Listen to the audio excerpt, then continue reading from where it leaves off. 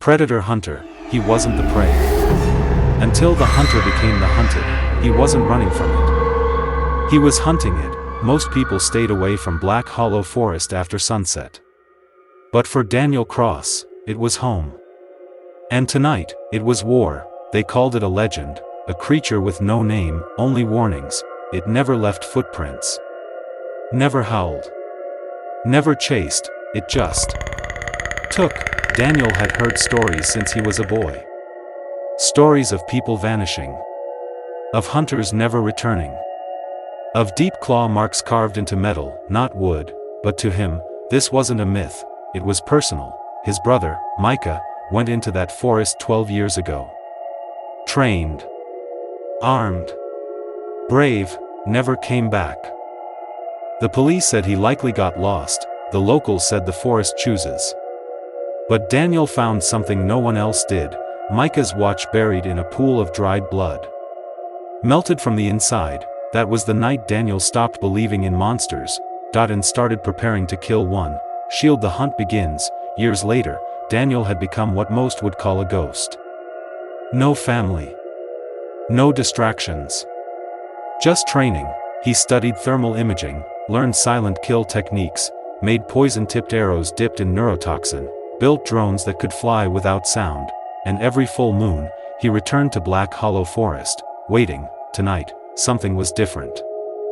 Evergreen Tree. The forest is watching. It was dead quiet, no wind, no crickets, not even the whisper of leaves. That's when Daniel knew it was near. He knelt beside a tree, placing his palm on the soil, still warm. Recently disturbed, he checked his thermal goggles, nothing. Then a sudden click in his ear, the drone's feed cut out, static. He turned, and it was behind him. I faced to fear, 10 feet tall. Skin like scales dipped in oil, eyes glowing red, not with light, but with heat. It didn't roar. It didn't lunge, it spoke. Micah screamed, less than you will. Daniel froze.